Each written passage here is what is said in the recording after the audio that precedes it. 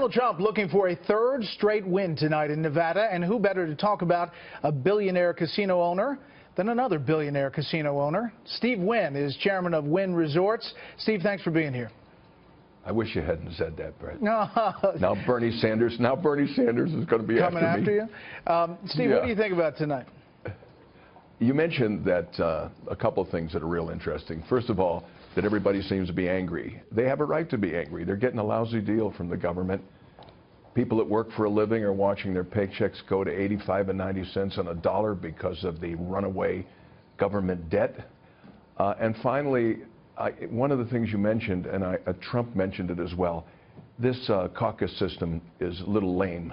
And I'm hoping that in the future, all of us in Nevada go to a really straight primary.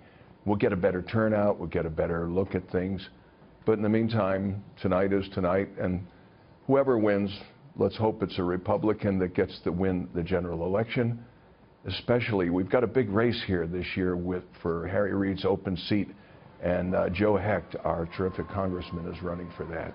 So there's a lot of political energy in Nevada this year. You know, Steve, we're looking live at the Trump headquarters. You have a long relationship with Trump, and our own Charlie Gasparino reported recently that you were kind of an unofficial advisor. Is that true? Well, look, I get to talk to Donald. I'm friendly with he and his wife, his whole family. He's got wonderful children, as you've noticed. And I'm friendly with the other candidates as well.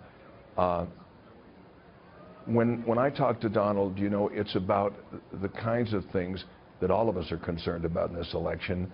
And I give him my 2 cents on what I think is going on. I don't know whether he pays a lot of attention to it or not. I think a lot of people are talking to him. They're morphing with this man. At first, I don't think everybody took it so seriously. And now we have a situation where Trump looks like most likely the nominee for the Republican Party.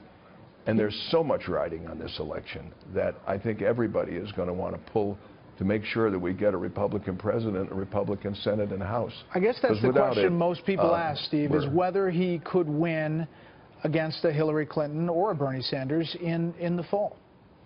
Well, you know, everybody is convinced that what we're seeing is a phenomenal change in the election process itself. The whole thing is on its ear.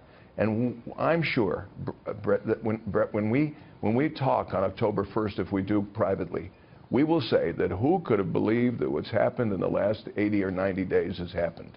I think that the situation is so volatile, and as you point out, people are angry. Most importantly, if Trump has a lot of negatives, or so does Mrs. Clinton, I mean, this is not the kind of a situation that lends itself to prediction. And I think that a lot of events, I don't think that the jihadis are going to lay off. I think we're going to have some more misery in that point.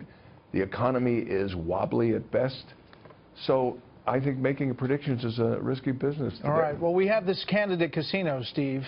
If you have $100 in chips, do you put it on Donald Trump that he's the nominee? I think Trump looks like it's his to lose. Is that the way to say it?